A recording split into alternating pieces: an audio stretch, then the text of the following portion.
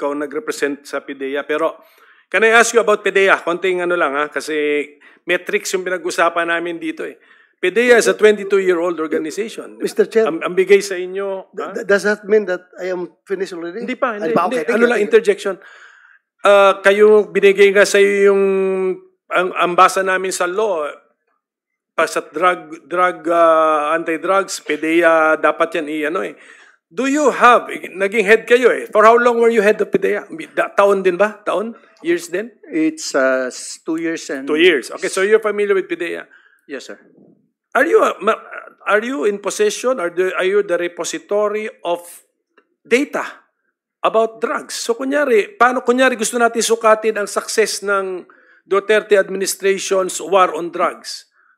Hawak ng PIDEA ang any metrics na before June 30, 2016 at tapos June 30, 2022. Meron kayong klaseng ganun data? Is it matrix, Mr. Chair? Huh? Matrix? Are you asking me? Metrics data. How much drug we have? Marami sigurong ways to measure the drug problem. Number of users, number of suspected pushers at what levels, big time, manufacturing, etc. Number of arrests, do we have all of this data with the PIDEA? Yan ang tanong ko. Yes, sir. And I think sa Dangerous Drugs Board din, sir, may data. DDB. Kasi General Kuy nga pala naman sa DDB. So, ganon. Just, hindi ko na siguro kayo ipipress sa figures, but not you, General Aquino, but the current PIDEA. Are you still with the DDB? Wala na rin, sir. And the current DDB, kunang ko na lang, ang sinasabi nyo sa akin, they should be in possession of the data. That's what you're telling me. Yes, so, Mr. Chair. Okay, we will require them to submit. Kasi ang katanungan, marami rin nagtatanong is, ano ba yun? How successful was it? Pero we have to use some objective metric. Hindi pwedeng, siyempre, kung subjective, puro praises o puro criticism naman. So, mag-isip kami ng metric na how to measure a success or failure in the war against drugs. Okay. Sir, Mr. President, sige. Senator, may I be allowed additional moments? Alam mo itong war of the... Itong PIDEA, hindi man sabihin inutil. Pero kung yung PIDEA, ang asahan mo to fight drug, patay ang Pilipinas. Take it from me. Galing ako sa taas presidency. Galing ako mayor, congressman. Hindi kaya ng PIDEA. Hindi nga niya alam sino yung mga diyan sa palibot dito sa batasan, sino yung mga drugista diyan sa Police talaga yan. Police. Ang sekreto niyan is mayor, pati police at barangay captains. Yun lang yun. Yun ang kailangan mo. Huwag na yan generals. Police, kapitan, police, barangay. Yan. Well, generals, malayo masyado yan. Anak ng puta. Sorry. Wala yan. You cannot solve the problem. Nandito na lang rin tayo pag-usapan natin what's the best approach to. The best approach really is dito sa baba. Barangay captain, tapos yung mga mayors, dapat nilang pukpukin talaga. Pag ang isang mayor, pag sinabi niya na walang droga dito sa syudad ko, hindi naman ako nagyayabang. Pupunta naman kayo ng Davao kung gusto ninyo. Meron kayo. Pero pag sinabi ko, dito sa Davao, walang droga, wala talagang droga.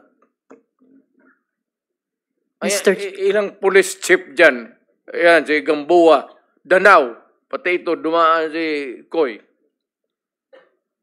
Pag sinabi ko sa kanila, walang droga, kayo ang sabi ko, ipapakaw ko talaga sila sa cross. Nagpagawa ako ng cross dyan nilagay ko sa barak sa likod. ipapako ko yung police director dyan na pagka may trabaho ninyo yan eh. Yes, thank you, Mr. Chair. Yes, Senator Bato, you have the floor again. Sige. One interjection Pwede bang lang, if I may, papahingahin Mr. mo natin Chair. si President Duterte and I will proceed to Senator Bato. Colonel Hector Grijaldo. With your permission, pero kung ayaw mo, okay lang. Ano yun? Yung, Senator Risa wants to interject. Okay lang, with your permission. Pwedeng hindi. para kanino, For the for record, the record. only. Okay. With the permission, Senator Bato, go ahead. Dagan salamat, Mr. Chair ug Senator De La Rosa. For the record lang, in fairness sa PIDEA, Philippine Drug Enforcement Agency is the lead anti-drug law enforcement agency responsible for preventing, investigating, and combating any dangerous drugs, controlled precursors, and essential chemicals within the Philippines. So, tigilin na po natin yung pagsisira at paninira sa mga Hindi ba institusyon. paninira, ma'am? Because we need, Sinasabi ko, para sabihin kulang. pero may nasabi Hindi rin nila kasalanan. may Ang nasabi ideya rin talaga hindi kulang inutil. ng tao, Pero- kulang ng organization. Pero I Yes, heard yes. the term, Mr. Chair, You have halos to have inutil. Mr. President, tao, pati pondo ng pera. There are ways na i-strengthen ang PIDEA na hindi natin Hindi sinasabing mo dala sa halos istorya yan dito. inutil. Actually, okay. No. Excuse me, Mr. Chair. sige. Miyembro po ako ng committee ito, ng subcommittee at ng Senado. So, I am just making an interjection Yes, in fairness sa PIDEA na isa sa mga importanteng institusyon ng law enforcement natin, particularly in suppressing the supply of drugs. For the record lang, Mr. Chair. Dagan salamat, Mr. Chair o Senator De Sige, La what's Rosa. the opinion of the Ako President? naging- Is, Mayor, congressman, naging presidente, ang sinasabi ko dito, wala akong tinatamaan. I'm just expressing, I said, my experience. Na kung ano talaga ang kulay ng droga dito sa Pilipinas. Baski dito sa Batas. Putang. Baski dyan sa Ligos. Malakas ang droga dito sa Batasan. Kaya kung kailangan mo talaga na, kailangan mo ng pulis, kailangan ng Pilipino, you elect a mayor now na magsabi one of the sa program niya, sa agenda niya, drugs. Maghingi siya ng chief of police na who's dedicated at saka yung may character talaga. Pero kung chief of police na gusto lang ng promotion,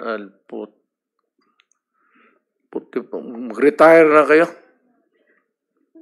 yes, Mr. Thank you, Chair. thank you, Mr. President. I will confirm na yung in aid of legislation part ng ating hearing, isa yun na lumalabas nga yung PIDEA, yung law creating the PIDEA, manpower, budget, etc. So, Palakasin ninyo, sir. Yes, sir. Kaya nga, isa yan. I will confirm it na yan ang isa sa mga initial kaagad na lumalabas na in aid of legislation na ideas. Yung PIDEA, pinasa lahat ng drug dyan, pero kaya ba? Yan. Nakuha natin ng feedback sa Presidente. So, Kulang. Yes, sir. Ayun, isa yun sa Ipapalabas natin yan sa future hearings. Ano ba ang sitwasyon ng PIDEA? Si PIDEG, bakit na-revive si PIDEG? NARCOM kayo dati yata pagkaalam ko. If I remember it correctly, NARCOM, inalis natin by policy of law. Pero rini-revive, it's now PIDEG under PNP. Sige. I'll now recognize Senator Bato for his continue Thank you, his Mr. interpellation. Thank you, Mr. Chairman. Alam mo kung ang problema ng droga ay napakababa na level lang, siguro kaya ng PIDEA kontrolin. But before we came into office, President Duterte at ako naging chief PNP, sobrang talamak ang droga. Everywhere, anywhere, buong Pilipinas, kalat ang droga. Kaya, what can PIDEA do? They are only 2,000 plus. Ang PNP, 200,000 plus ang PNP. Kaya kinakailangang immobilize ni Pangulong Duterte yung PNP because ang PNP everywhere in the Philippines up to the barangay level may police doon. Kaya ginamit ang PNP para mag-wage ng war on drugs. Hindi kaya ng PDEA. Hindi sa sinisiraan ni Pangulong Duterte ang Hindi kaya. PDEA. Talagang hindi kaya. Di kaya. 2,000 plus lang yung PDEA. Tapos yung PNP, 200,000 plus. So you better use the 200,000 plus at alam na alam pa ng mga pulis kasi yung iba nila mismo ay sila pa involved sa droga. Alam na alam nila yung drug personality doon sa area nila. So, yun po ang the rationale behind, Mr. President. So, Ganito kasi, yes, sir. pinatawag ninyo ako dito. Hindi ko kayo pinipilit na maniwala sa akin. Makinig kayo kasi ako galing talaga sa baba. At itong lahat na ito dumaan sa akin. Koy, lahat yan. Gamboa. Bato. Makinig kayo kasi makinabang ang bayan natin. Hindi ang yabang ko dito, ang bayan ang makinabang natin. Hindi ako nagyayabang, galit talaga ako sa droga. Kasi sinisira nila ang bayan ko. Ang mahirap dyan, ang mga anak. Yun ang sinasabi ko, lalo na yung mga nanay na nagtrabaho doon sa Middle East, na ni-rape, inaabuso ng putang ina nila. Tapos magpadala ng pera dito para sa pag-aral ng mga bata. Pag-uwi nila after yung sa City Hall, umiyak dyan sa harap ko, nagligid-ligid, ano bang tigid-ligid sa Tagalog? Gulong-gulong dyan sa harap harap. Kasi yung pinapadala ng pera pala na yung dalawang anak niya, babae, puro doon sa droga na punta yung...